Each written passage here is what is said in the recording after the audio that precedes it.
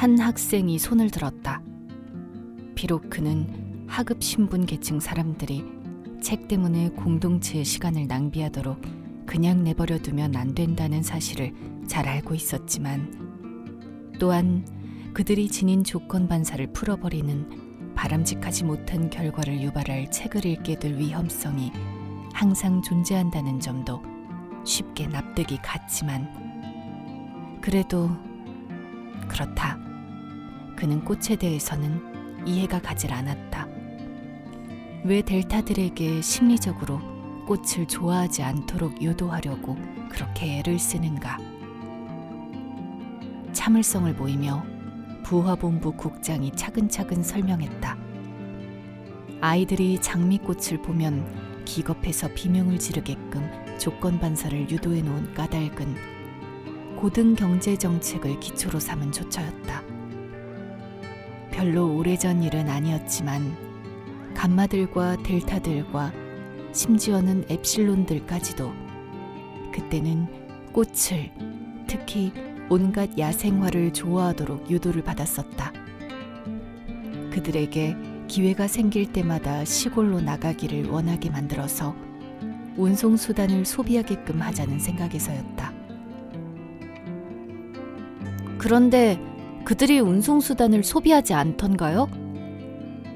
상당히 많이 이용했지. 부하본부 국장이 대답했다. 하지만 그것이 전부였어. 앵초와 풍경은 보상이 없다는 한 가지 중대한 결함을 지녔다고 그가 지적했다. 자연에 대한 사랑은 공장이 바삐 돌아가게 만들지는 못한다. 그래서 자연에 대한 사랑을 하급 계층들 사이에서만이라도 제거하기로 결정해놨는데, 그것을 제거하더라도 교통수단을 쓰려는 성향은 그냥 둬야 했다. 그들이 비록 싫어하기는 하더라도 계속해서 시골을 찾아간다는 조건이 필수적인 요소였기 때문이다. 문제는 단순히 앵초와 풍경에 대한 사랑보다는 훨씬 경제적이고 건전한 이유로 교통수단을 소비하게 만들기 위한 동기를 찾아내야 한다는 것이었다. 결국 그 이유를 찾아냈다.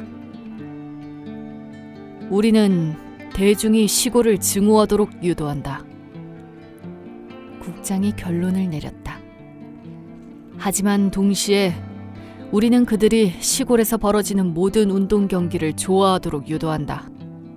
그와 더불어 모든 시골 운동이 복잡한 기계 장비를 사용하게끔 신경을 쓴다. 그러면 운동 경기를 즐기려고 그들은 교통수단뿐 아니라 생산된 제품들도 소비한다. 그래서 저렇게 전기 충격을 주는 것이다. 알겠습니다. 학생은 너무나 감격한 나머지 더 이상 할 말을 잃었다. 잠시 침묵이 흘렀다. 그러자 국장이 목청을 가다듬은 다음에 옛날 옛적에 라고 얘기를 시작했다. 우리 포드님께서 아직 이 세상에 살아계시던 시절에 루벤 라비노비치라고 하는 어린 사내아이가 있었다. 루벤은 폴란드어를 쓰는 부모에게서 태어난 아이였다. 국장은 자신이 하던 얘기를 스스로 잘랐다. 너희들은 폴란드어가 무엇인지 알겠지? 죽은 언어입니다. 프랑스어나 독일어처럼 말입니다. 자신의 지식을 의기양양하게 과시하느라 다른 학생이 말을 거들었다. 그리고 부모는 무엇인가? 부하본부 국장이 물었다. 불안한 침묵이 흘렀다. 몇몇 소년이 얼굴을 붉혔다. 그들은 순수 학문과 음담 배설 사이에 존재하는 중요하지만 아주 미묘한 차이를 구분하는 능력을 아직 터득하지 못했다. 한 학생이 마침내 용기를 내어 손을 들었다. 전에는 인간들이 흔히... 그는 잠깐 우물쭈물했고 피가 두 뺨으로 발갛게 몰렸다. 그들은 태생이었습니다. 잘 맞췄어. 국장이 흐뭇하게 머리를 끄덕였다. 그리고 아기들을 흘린 다음 태어난이라고 해야지. 국장이 말을 바로잡았다. 어쨌든 그렇게 한 다음부터는 그들이 부모가 되는데 제 얘기는 아기들이 아니라 다른 쪽이 부모가 된다는 말입니다. 가엾은 소녀는 혼란을 일으켜 말의 갈피를 잡지 못했다. 간단히 얘기하자면 이렇다. 국장이 요약해서 말했다. 부모란 아버지와 어머니다. 사실은 학구적인 어휘였지만 출생에 관한 얘기를 더러운 음담패설이라고 여겨 갑자기 크게 당황한 소년들은 입을 다물고 눈길을 돌렸다. 어머니 말이다. 그는 학문을 주입시키기 위해 큰 소리로 되풀이해서 말했고 의자에 앉아 편안히 뒤로 길게 몸을 기대면서 강의를 이어갔다. 이런 내용이 불쾌한 진실이라는 점은 나도 잘 알지만 대부분의 역사적인 사실이 알고 보면 정말로 기분 나쁜 내용이지.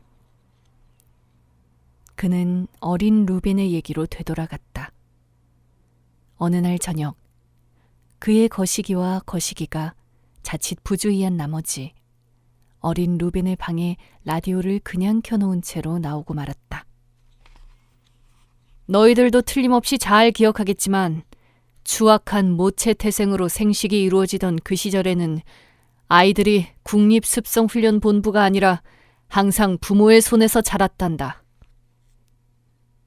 아이가 잠든 사이 런던 방송이 갑자기 라디오에서 흘러나오기 시작했다.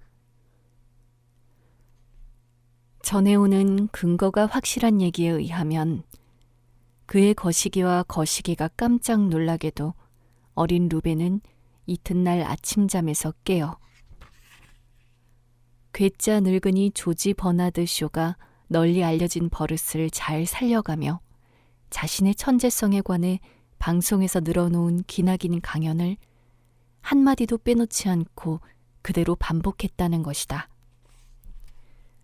어린 루벤이 짓궂게 키득거렸지만 물론 거시기들로서는 그 강연의 내용을 이해하기가 전혀 불가능했고 그래서 아이가 갑자기 미쳤다고 생각한 그들은 의사를 불렀다.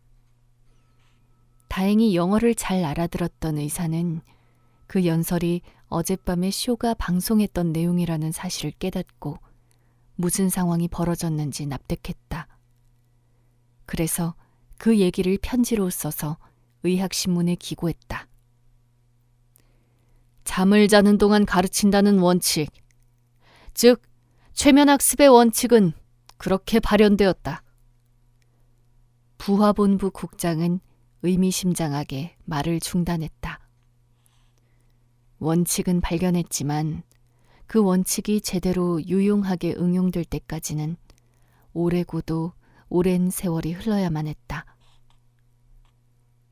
어린 루벤의 경우는 우리 포드님의 첫 T형 자동차가 시장에 나온 지 겨우 23년 만에 벌어진 일이었다.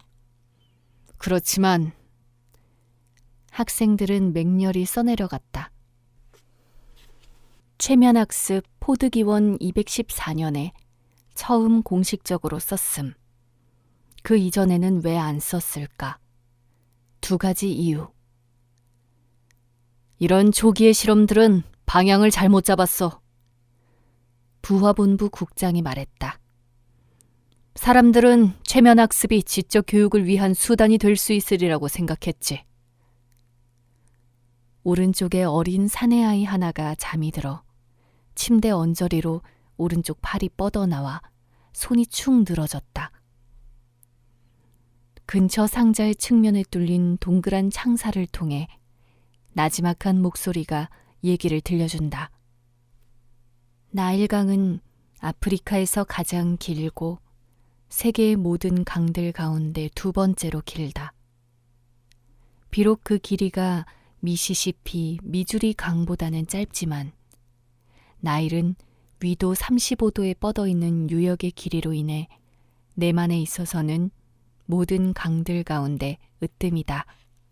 이튿날 아침 식탁에서 토미라고 누가 부른다. 넌 아프리카에서 가장 긴 강이 무엇인지 아니? 토미는 머리를 설레설레 흔든다. 하지만 넌 나일 강은이라고 시작되는 무슨 얘기가 기억나지 않니?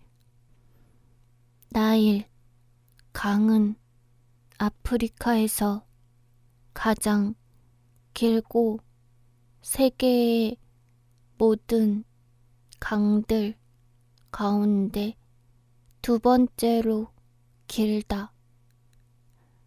말이 술술 쏟아져 나온다. 비록 그 길이가 자, 그렇다면 아프리카에서 가장 긴 강은 무엇이지? 아이의 두 눈이 몽롱하다. 모르겠어요. 나일강은 어떠냐, 토미야? 나일 강은 아프리카에서 가장 길고 세계의 모든 그렇다면 어느 강이 가장 길지, 토미? 토미가 울음을 터뜨린다. 모르겠어요. 그가 울부짖는다.